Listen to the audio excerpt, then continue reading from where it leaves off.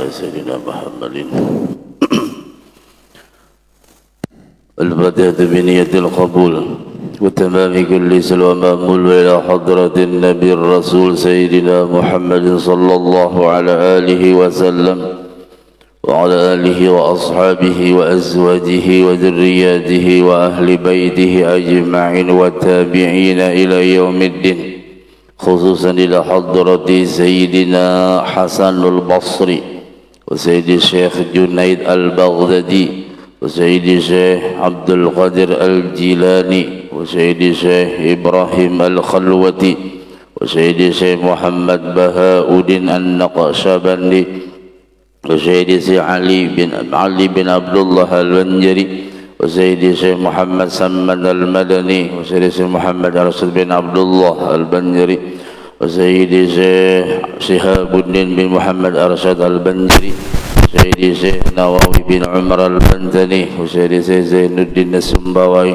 وسيد الشيخ علي بن عبد الله البنجري المكي وسيد الشيخ محمد شروني عبد البانغل وسيد الشيخ مربي أرواحنا وأجسادنا الإمام الشيخ محمد زين بن عبد الغني وسيد الشيخ محمد نجيب بن عبد القادر وسيد الشيخ محمد نواوي بن عبد العزيز وجميع مشايخنا ومعلمينا غفر الله لنا ولهم الفاتحة.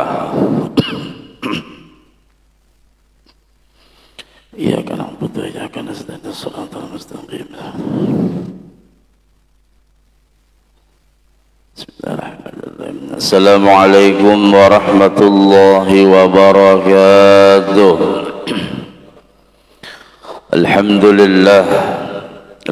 لله وحده والصلاة والسلام على رسول الله سيدنا محمد ابن عبد الله وعلى آله وصحبه ومن والاه لا نبي بعده. أما بعد سبحانك لا علم لنا إلا ما علمتنا إنك أنت العليم الحكيم وتب علينا إنك أنت التواب الرحيم ولا عدوان إلا على الظالمين لا حول ولا قوة إلا بالله العلي العظيم العزيز الكريم عدد كل حرف كتب ويكتب أبد الآبدين ودهر الداهرين. قال رضي الله عنه وقال النبي صلى الله على آله وسلم اعبد الله بالرضا فإن لم تستطع فبالصبر على ما تكره خير كثير. Adab kita bergaul dengan Allah, maksudnya bagaimana cara kita beribadah kepada Allah untuk selalu mendekatkan diri kita dengan Allah. Itu ada 14 adabnya. Yang pertama, menundukkan kepala dan merendahkan pandangan. Jadi kita setiap berada di tempat masjidkah, mau sholatkah, kita tundukkan kepala sebagai ketawaduan kita kepada Allah Subhanahu wa ta'ala. Saya punya salah satu guru saya yang paling sering dan tidak pernah melihat ke langit, yang barusan meninggal kurang lebih 4 bulan kemarin, Al-Alimul Allamah Syekh Muhammad Najib bin Abdul Qadir Al-Hafiz, ya, cucu dari pendiri pondok pesantren kami di Jogja, Al-Munawwir. Ya, beliau salah satu ulama yang terkenal dengan hafal Qur'annya. Tidak pernah melihat ke atas, selalu tunduk, selalu tunduk. Apalagi kalau ada tamu, tunduk, tidak pernah melihat. Jadi ketawaduan. Karena apabila orang menundukkan kepala, secara langsung juga menundukkan hatinya. Jadi kalau orang itu menundukkan hatinya, tanda ketawaduannya. baik kepada manusia, lebih-lebih kepada Allah Subhanahu wa taala. Lalu yang kedua, adab kita bergaul adalah memusatkan perhatian. Jadi setiap apa aja, dikala kita berzikir, konsen kepada zikir. Dikala kita baca Quran, hati kita konsen untuk baca Quran. Dikala kita sholat, perhatian kita hanya tertuju pada ibadah yang kita kerjakan. Nah, itu salah satu di antara adab kita bergaul.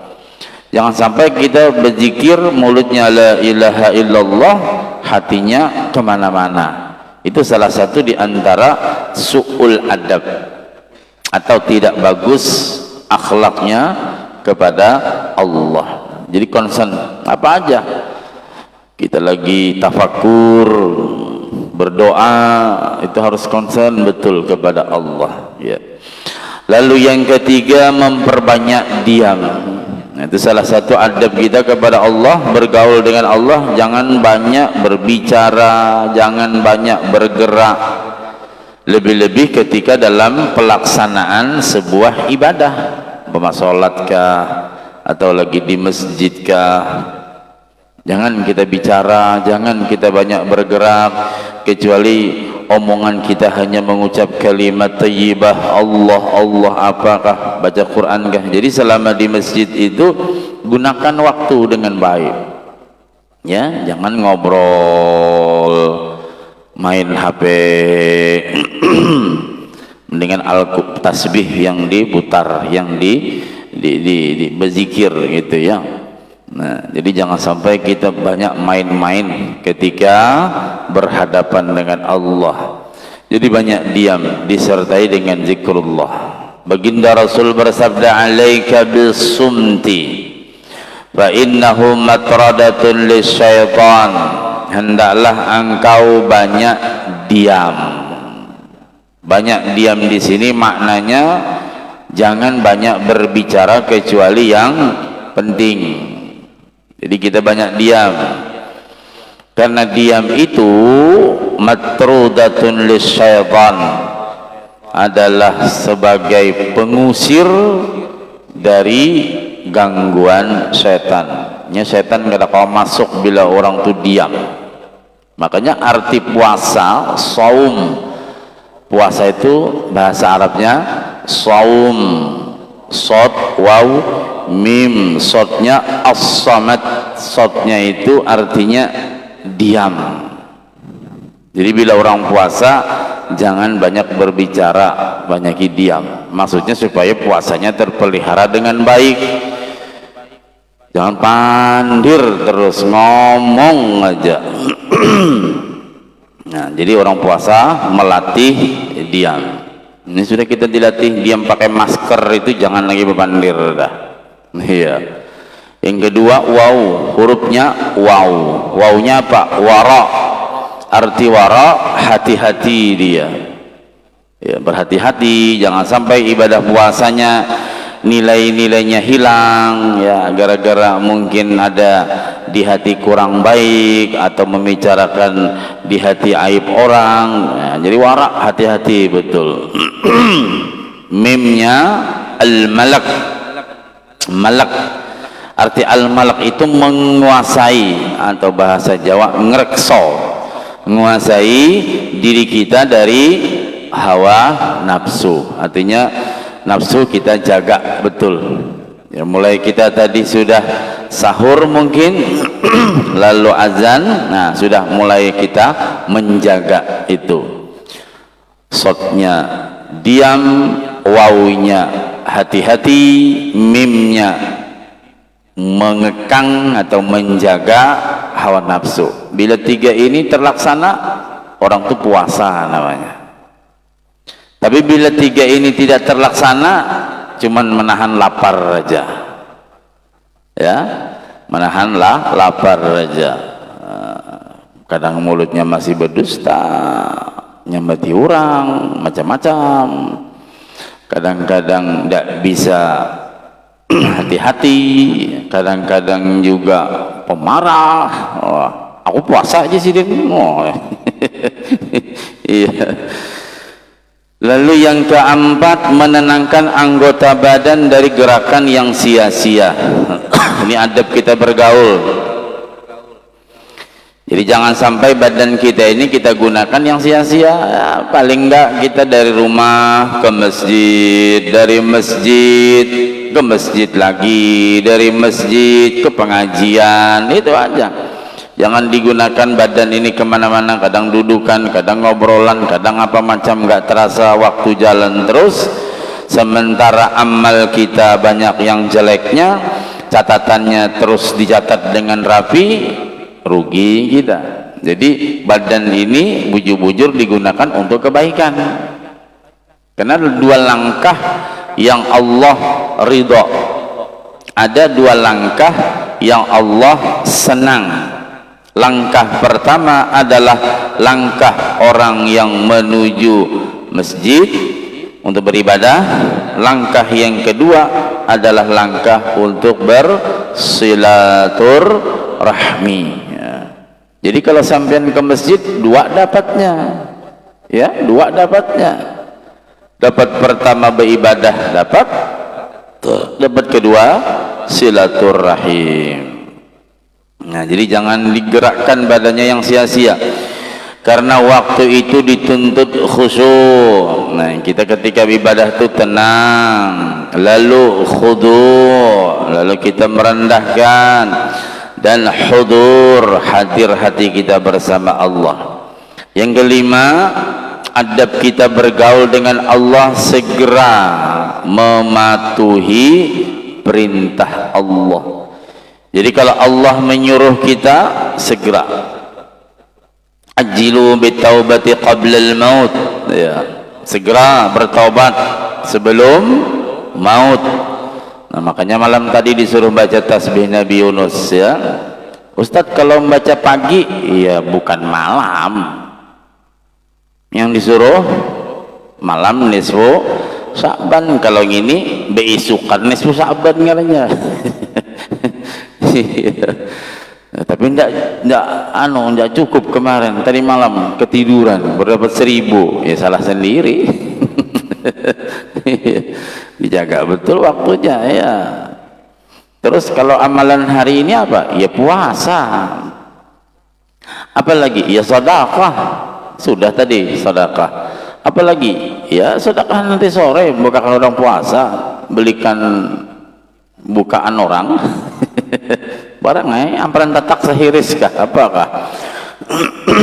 Nah, yang keenam, menjauhi larangan. Jadi kalau Allah melarang, jangan dikerjakan. Apa salah satu contoh larangan Allah? Ya khusus kita di masjid saja, karena kita di masjid ini masih banyak belum punya adab. Ya, belum banyak punya adab.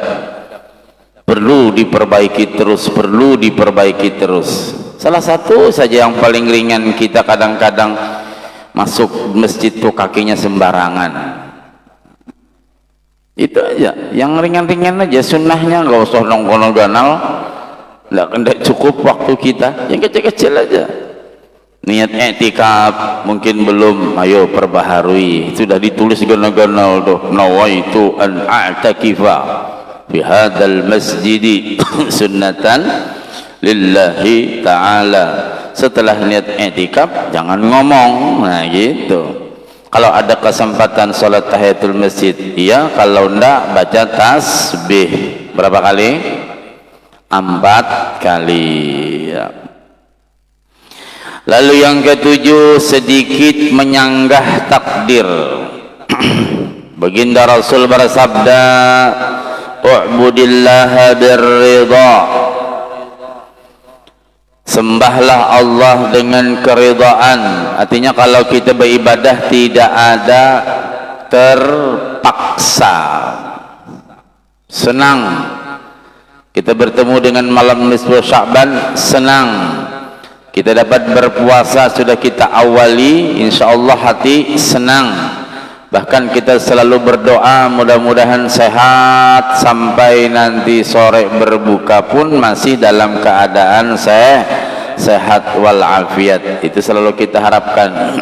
Lalu ibadah-ibadah kita hari ini entah nanti sedekah, entah zikir, entah baca Quran, entah nanti mencari nafkah, macam-macam. Nah, mudah-mudahan itu nilai ibadah yang hati kita senang mengerjakannya.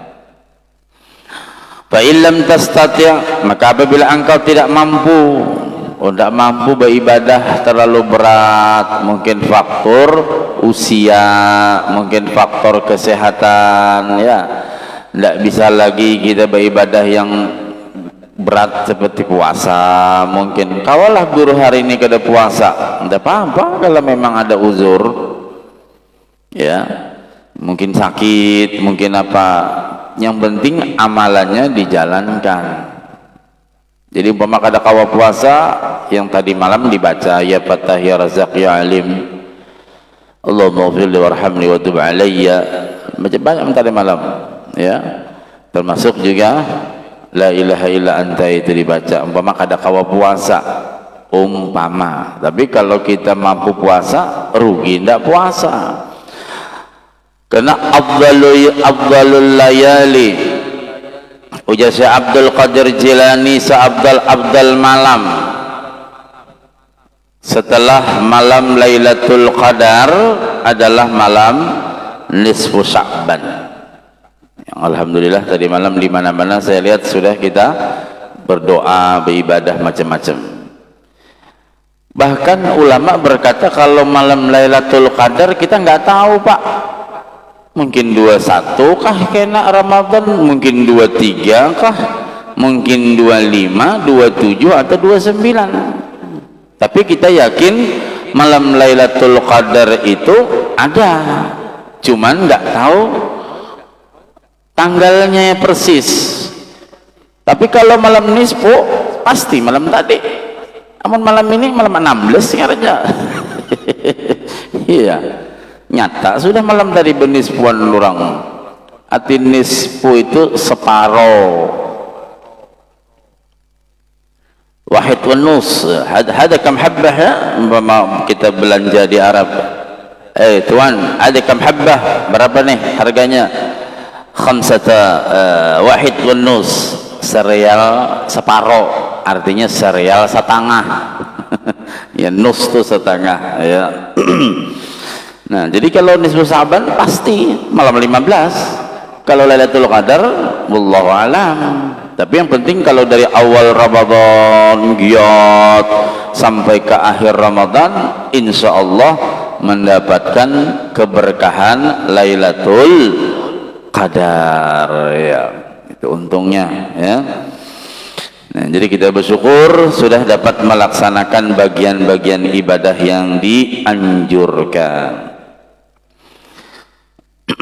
Nah, jadi menyembah Allah, maka apabila engkau tidak mampu, maka terdapat kebaikan yang banyak di dalam kesabaran atas apa yang tidak engkau sukai. Jadi di dalam sabar itu pasti kita akan mendapatkan sebuah nilai yang besar. Seperti kita puasa, ini masih segar-segar nih. Oh, masih segar. Ini bila sudah jam 11 mulai berputar parut. Iya, anak-anak puasaan ya. Nanti jam 2 sudah loyo. Jam 4 itu melihat Acil tuh muhanya kayak amparan tatak kayak kamu, saking laparnya parut. Iya, Masya Allah, begitu melihat, ya Allah, teler ya. Tapi sabar, bawa baca Quran, bawa ke masjid. Nah, kada perasaan ngaji di masjid, segar sudah pulang. Ini sore ada buka bersama ya. Bawa masing-masing. Iya, saya kebetulan nanti sore di Asyifa ya, saya suruh bawa masing-masing aja. Asyifa Sungai Dama ya, buka puasa di sana. Nanti malam juga majlis, insyaallah terakhir malam ini penutupan majlis ya. Mudah-mudahan Bapak, khususnya Bapak-bapak bisa hadir nanti malam di majlis kami dan dimeriahkan dengan hajir marawis nanti penutupan. maka terdapat kebaikan. Allah Subhanahu wa taala berfirman dalam hadis qudsi, "Anallah la ilaha illa ana, faman lam yasbir ala bala'i wa lam yashkur li ni'mai wa lam yarda biqada'i falyatlub rabban siwai." Ujar Allah dalam hadis qudsi, aku adalah Allah, anallah, saya Allah. La ilaha illahu, tidak ada Tuhan selain aku. La ilaha illa ana, tidak ada Tuhan selain saya. Maka siapa yang tidak sabar atas cobaanku, ya, ini kita sekarang dicoba Allah dengan pandemi corona, tapi insya Allah puasa hilang. Nggak ada yang mengaminkan deh, mau corona terus.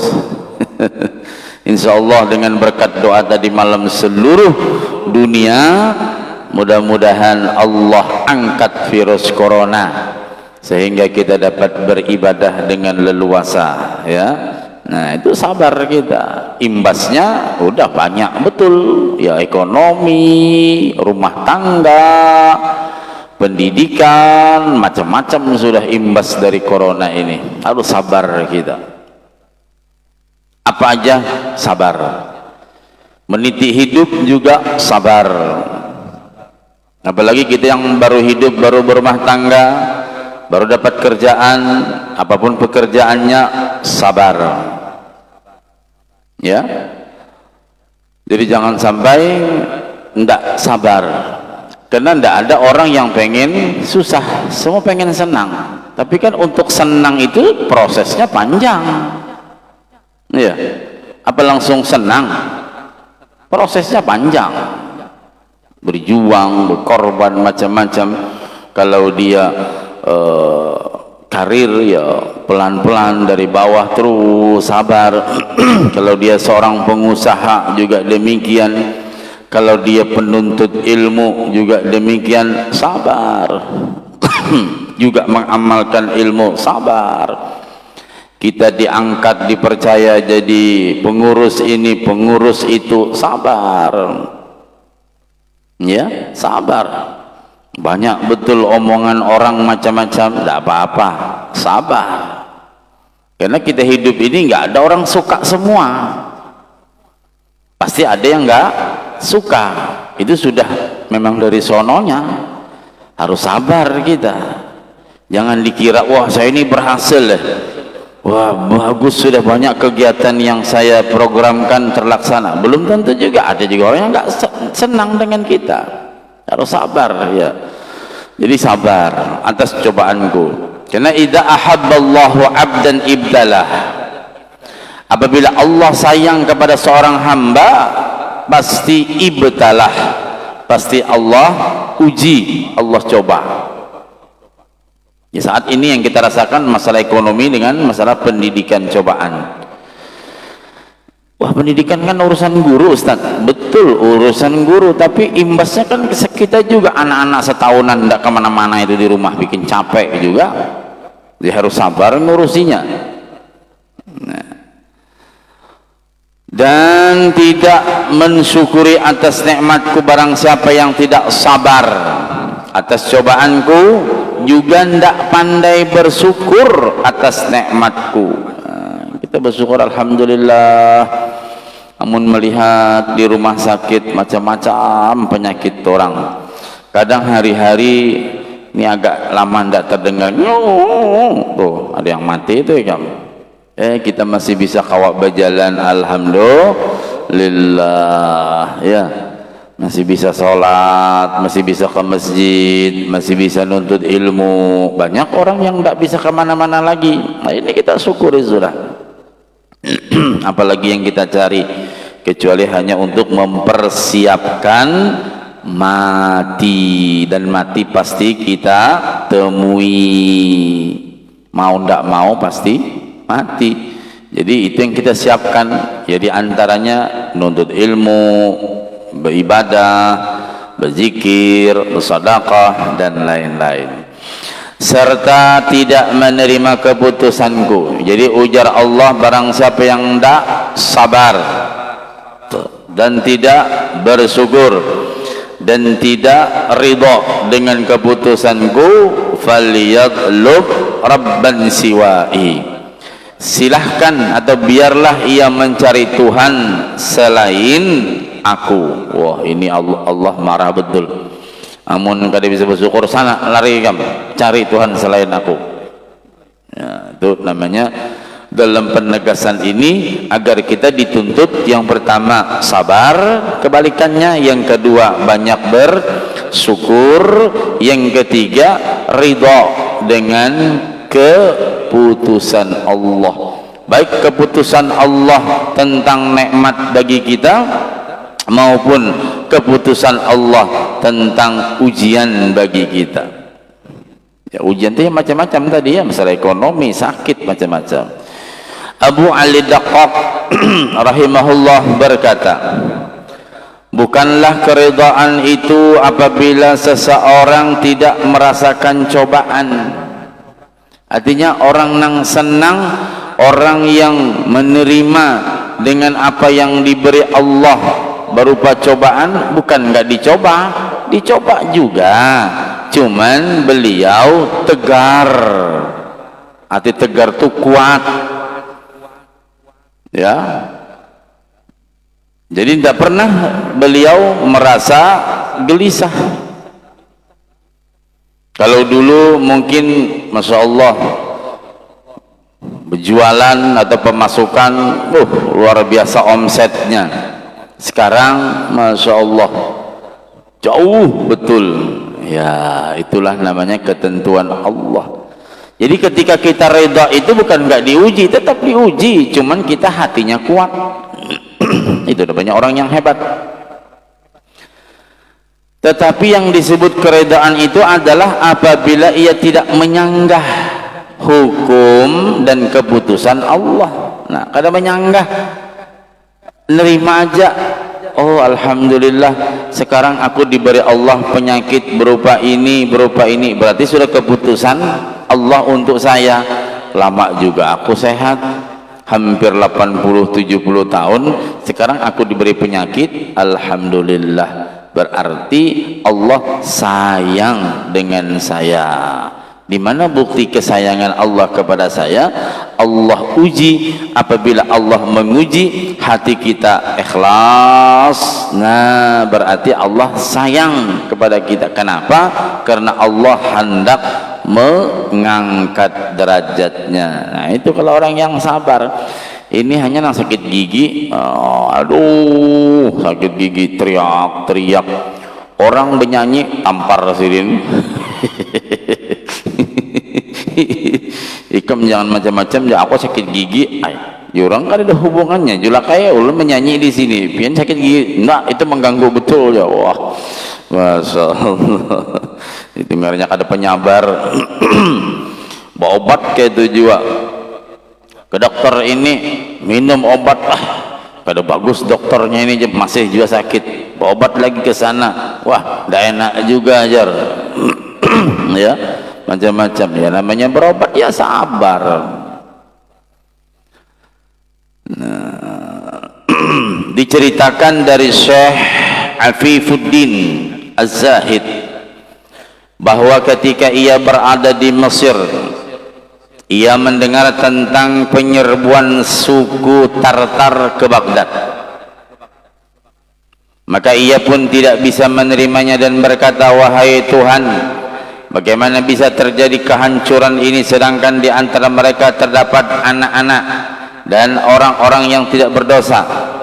Kemudian ia bermimpi melihat seorang laki-laki yang di tangannya terdapat sebuah kitab bertuliskan 2 bait syair, tinggalkan sanggahan itu karena kejadian itu bukan urusan engkau, dan janganlah menghakimi tentang gerakan-gerakan falak, janganlah engkau tanyakan kepada Allah tentang perbuatannya. maka siapa yang memasuki gelombang laut ia pun akan binasa. Maksudnya ketika terjadi penyerbuan suku Tartar ke Baghdad, kada usah mengurusi, itu sudah kehendak Allah, ya, kehendak Allah. Seperti kita pandemi corona, siapa nak hakun? Tidak ada, tapi sudah kehendak Allah. Jadi banyak juga hikmahnya corona.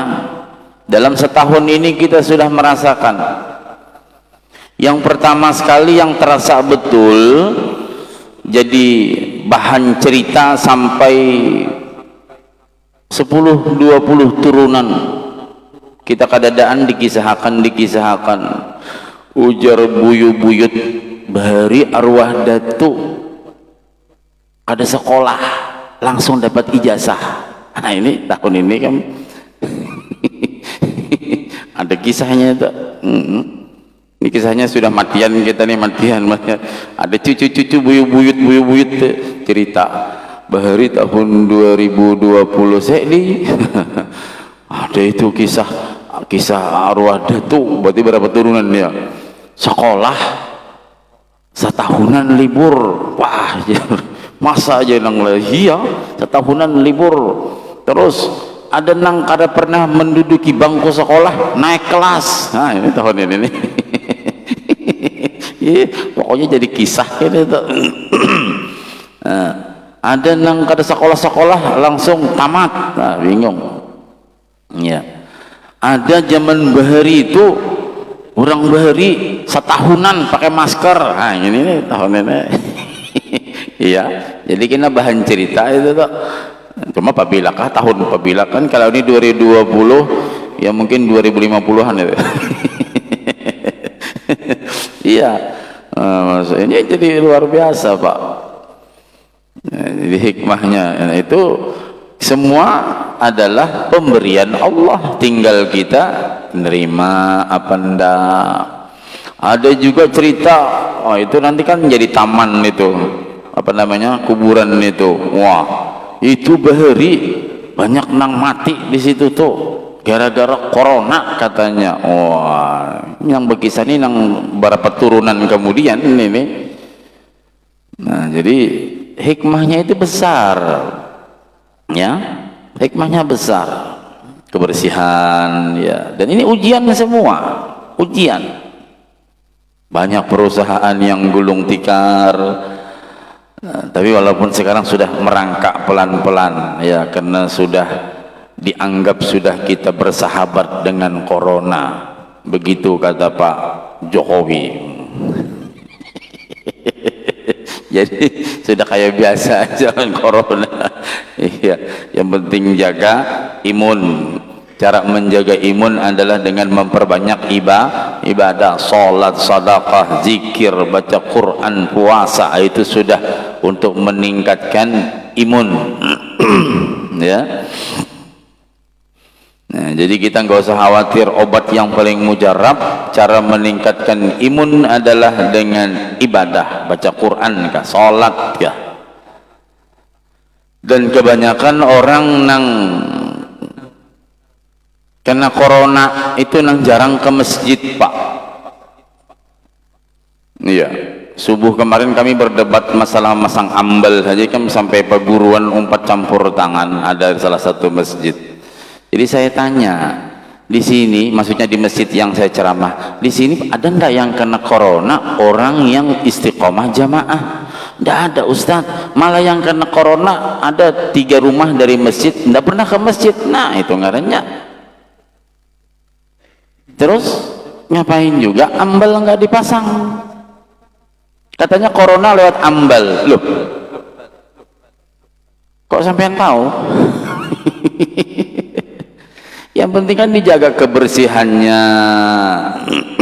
Nang ulun lucu, lalakinya pakai jarak, bibininya di belakang kada, kan lucu. Berarti corona ini jaku coronanya bibinian. Iya, laki-lakinya berjarak, bibininya pakai itu di belakang.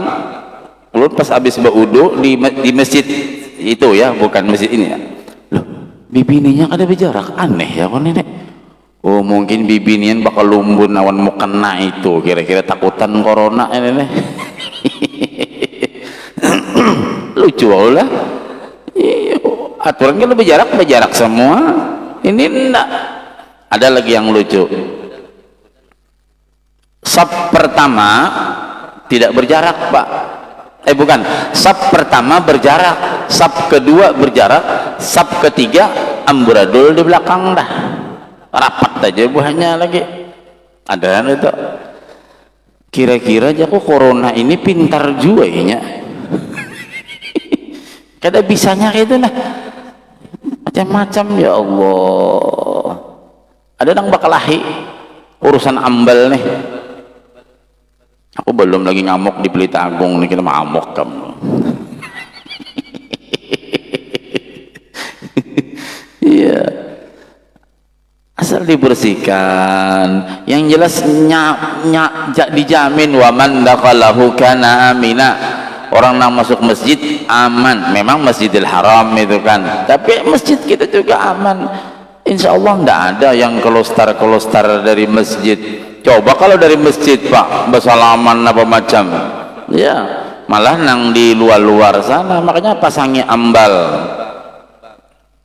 ya. Siapa yang berani ngusulkan pasang ambal?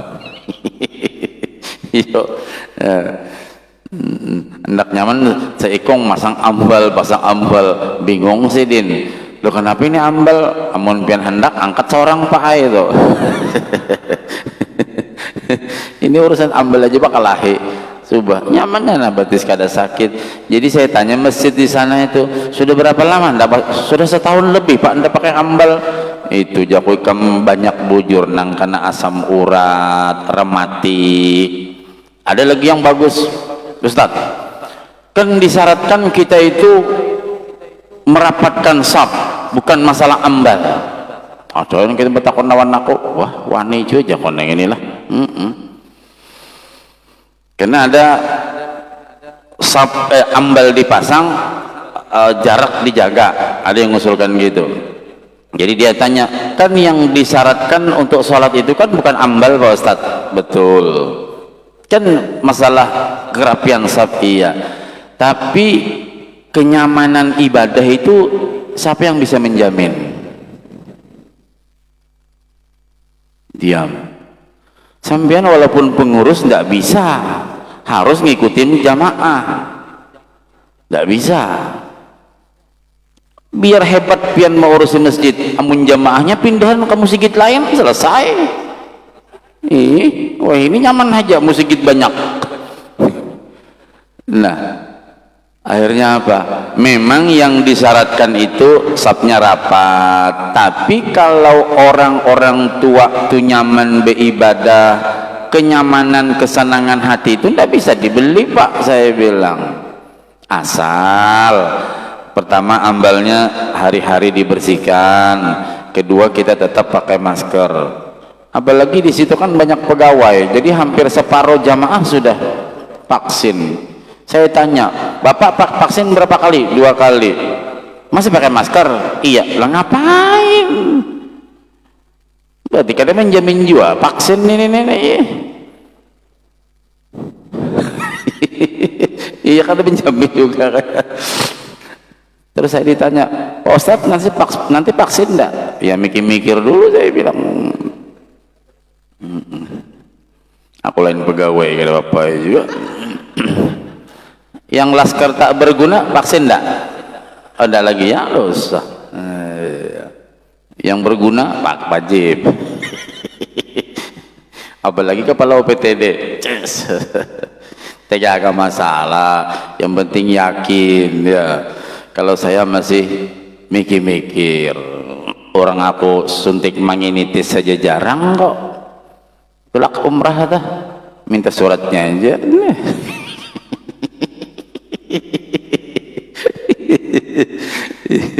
Iya sembarang lah. Contoh suntik vaksin influenza ya, Pak Osman, wah wajib, pokoknya kalau pian nanti suntik influenza, insya Allah di Mekah tidak mungkin kena flu. Suntik aja, ces, 150 bayarnya kalau menginitis kan sudah, kalau haji sudah satu paket, kalau umrah kadang satu paket juga, kadang bayar juga. Suntik influenza, wah bangga. Aku sudah ikam influenza, oh ya kah, iya. Makanya kita nang besuntik vaksin itu pak yang bila pina sombong anak corona tuh kamu. Coba aja mau nggak ada percaya. Aku sudah buat vaksin 2 kali. Semalam suntik nih 2 kali. Ih, malah kena corona sekalinya. Nyanya sombongnya itu nang lalu netral lalu akhirnya. Wah cerita. Jadi bila di asrama haji aku suruh vaksin. Sekali di Mekah. Parah betul flu-nya sampai darah keluar di hidung nih kada manjur jako influensanya itu tuh. Yang penting hati, keyakinan ya, hati kita ya tetaplah mama kita bawa vaksin tapi tetap kita hati kepada Allah. Jangan merasa aku sudah bawa vaksin kebal ini macam-macam, jangan. Kayak itu aja dokter tuh kira-kira tahu, dokter loh pak, tanya itu dokter tuh tahu, tapi banyak yang mati juga sih din kena covid. Nah, pakai APD, pakai masker 2 lapis, ada nang nenek-nenek 4-10 lapis, kada kebahinak mati. Kebanyakan pemasker 10 lapis, ada kebahinak bukan karena corona mati. Itu lucuan aja. Ya, mungkin ada yang tanya, silakan sebelum saya tutup. Monggo, please, any question. Masih ada waktu 10 menit yang mau bertanya. Ya, silakan Pak Osman. Ya. Assalamualaikum warahmatullahi wabarakatuh. Waalaikumsalam. Tadi sauma kan bagus, sauma sabar atau silent kan diam, wara. Kemudian mimnya muraqabah atau menguasai muraqabah lah, mendekatkan diri kepada Allah. Misalnya kita baca Al-Quran, tambahan tasbih semua yang sunat itu kita bayangkan Allah, bayangkan juga di dalam Ka'bah. Jadi 90% menghadirkan Allah, tapi 10% kita bayang di dalam Ka'bah. Itu saya sering begitu sembahyang sunatnya. Itu apakah boleh begitu? Kita di samping juga khusyuk kepada Allah, ihsan kepada Allah, tapi kita di dalam Ka'bah juga sehingga bisa terangkat karena Baitul Ma'mur kan di atas itu. Sekian, assalamualaikum warahmatullahi wabarakatuh. Oh ya, ketika sholat cara kita melatih khusyuk, kita baca, hati kita ingat kepada Allah, dan kadang-kadang seakan-akan kita berada di dalam Ka'bah. Boleh apa enggak gitu ya. Menurut pandangan ulama fikih dulu, jadi ketika kita sholat, bahkan yang sering dianjurkan itu ketika sholat adalah banyak mengingat mati. Yang dianjurkan betul ketika sholat itu banyak mengingat kematian. Kalau toh kita tidak bisa untuk menghadirkan itu, paling tidak kita bisa memahami dulu apa-apa yang kita baca. Salah satunya gerakan kita tenang, bacaan kita betul fasih, juga tidak tergesa-gesa, lalu hati kita tetap walaupun dihusuk-husukkan, atau dihusuk-husukkan itu dipas-paskan begitu, walaupun tidak sempurna. Nah sekarang kalau yang kita hadirkan ketika sholat, mungkin kita menghadirkan Ka'bah, menghadirkan makam Ibrahim, menghadirkan Raudhah, seakan-akan kita berada sholat di Madinah. Boleh apa enggak? Itu sebahagian ulama mengatakan makruh. Kenapa jadi makruh? Karena itu masih makhluk yang kita hadirkan. Bacaan kita ini dengan artinya dengan kehusuan. Tapi pendapat ulama yang lain, kalau seandainya memang ketenangan kita ketika kita ingat dengan Ka'bah, ingat dengan makam Nabi, tenang, silakan. Seperti kalau kita berzikir la ilaha illallah, la ilaha illallah, la ilaha illallah, la ilaha illallah, ingat dengan Ka'bah, bagus ingat dengan Ka'bah daripada ingat dengan soto Lamongan. Ya, la ilaha illallah, la, ingat soto Lamongan, ya, mendingan ingat dengan Ka'bah. Jadi tergantung keadaan diri kita. Nah, makanya orang-orang dulu cara latihan khusyuk itu macam-macam. Ada yang sholatnya lampunya dimatikan, ada yang mulai awalnya merem, ada yang macam-macam, Pak. Kalau fikih kan sholat itu merem makruh, tapi kalau tasawuf, kalau memang itu khusyuknya silahkan. Nah, jadi kalau tadi yang dibayangkan Ka'bah, Raudhah, nah sementara kita enak, tenang, please, ya silahkan.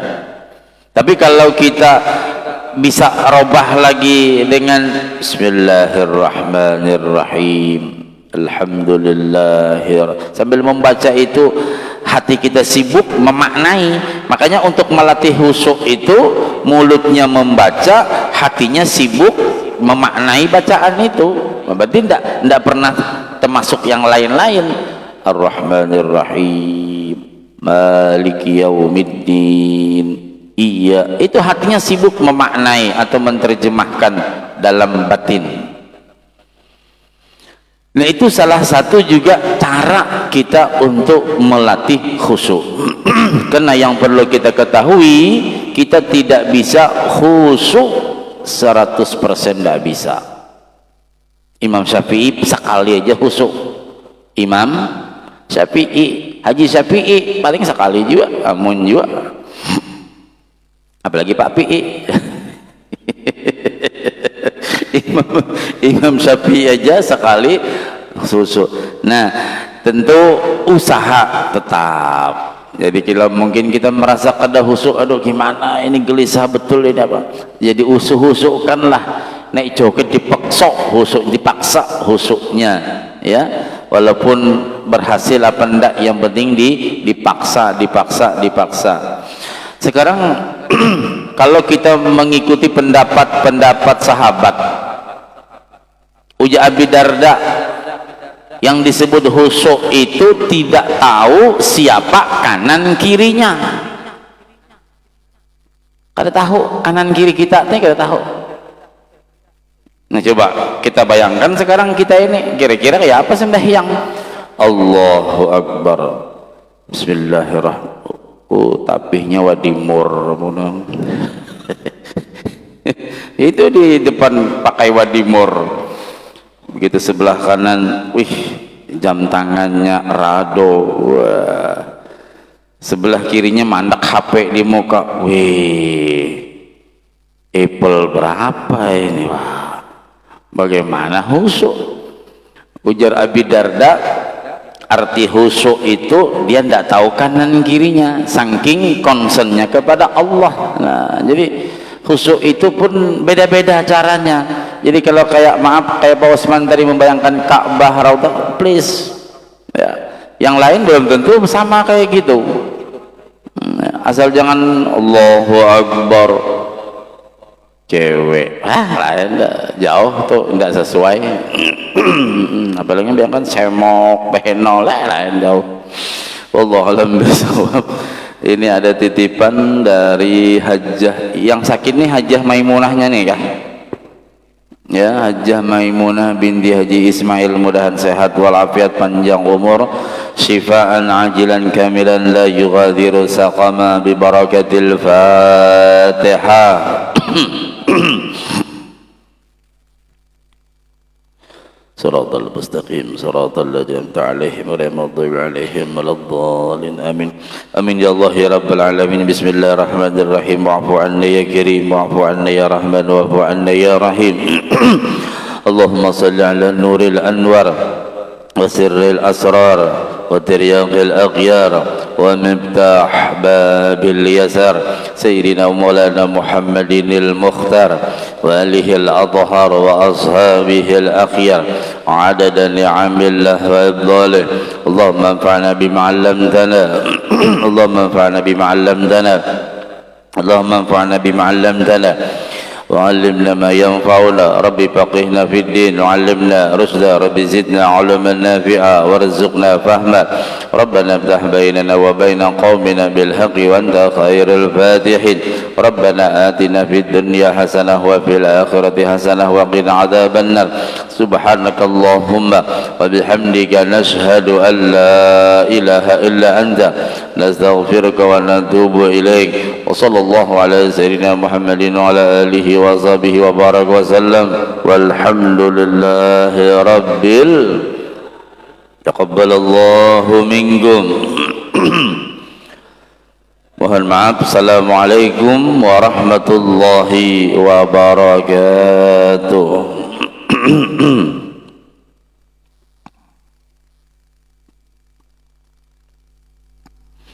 Astaghfirullahaladzim alladzi la ilaha illa huwa lillahi ta'ala. Salli sunnat al-isyraqi raqatain. Allahu Akbar. Allahu Akbar kabir. Baca. La syarika lahu min al-mulk. A'udzu billahi minasy syaithanir rajim. Bismillahirrahmanirrahim. Ar-Rahman اهدنا الصراط المستقيم صراط غير المغضوب عليهم. بسم الله الرحمن الرحيم. الله لا إله إلا هو لا تأخذ سنة له ما في السماوات هذا الذي يشفع يعلم ما بين أيديهم وما شيء من علمه إلا بما يشاء وسع السماء لا يغضب وهو العلي العظيم. Allahu Akbar. Sami Allahu liman hamidah. Allahu Akbar.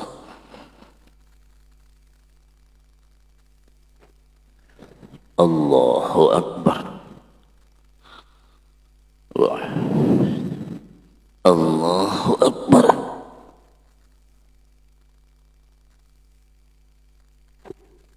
Allahu Akbar.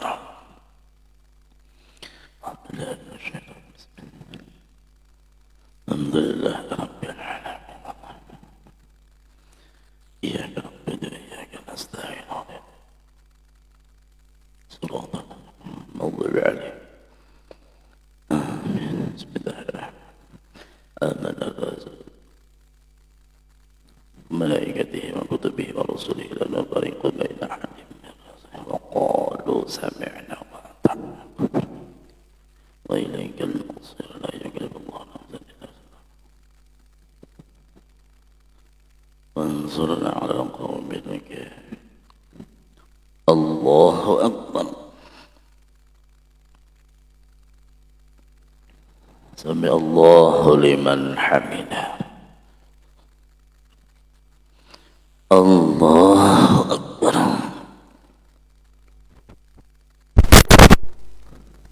Allahu Akbar. Allahu Akbar.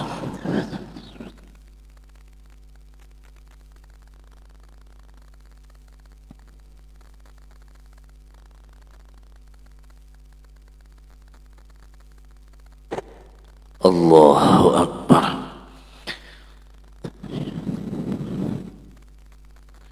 Ayyuhan Nabi wa rahmatullah. Assalamualaikum.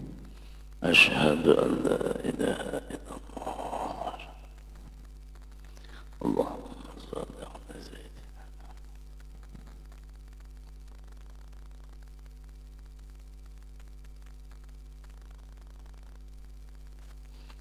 Assalamualaikum warahmatullahi السلام عليكم ورحمة الله. بحضرة النبي مصطفى محمد الفاتحة. الحمد لله رب العالمين الرحمن الرحيم. آمين يا الله يا رب العالمين. بسم الله الرحمن الرحيم. اعف عنا يا كريم، اعف عنا يا رحمن، واعف عنا يا رحيم. اللهم صل على نور الأنوار وسر الأسرار وترياق الأغيار ومفتاح باب اليسار سيدنا ومولانا محمد المختار، آله الأطهار، أصحابه الأخيار، عدد نعم الله وإفضاله. اللهم يا نور النور بالتور وكتاب مسطور في رق منشور والبيت المعمور، نسألك أن ترزقنا نورا نستهدي به إليك وندل به عليك ويصحبنا في حياتنا وبعد الانتقال من ظلام مشكاتنا، ونسألك بالشمس وضحاها ونفس وما سواها أن تجعل شمس معرفتك مشرقة بنا لا يهجبها الغيم الأوهام ولا يعتري كسف القمر الواحدة عند التمام، بل أدم لها الإشراق والظهور على ممر الأيام والدهور. اللهم اغفر لنا ولوالدينا ولأولادنا ولإخواننا في الله أحياء وأمواتا أجمعين. اللهم نور قلوبنا بنور هدايتك كما نورت الأرض بنور شمسك أبدا أبدا يا أرحم الراحمين. ربنا آتنا في الدنيا حسنة وفي الآخرة حسنة وقنا عذاب النار. وصلى الله على سيدنا محمد وعلى آله وصحبه وبارك وسلم. الحمد لله رب العالمين. تقبل الله.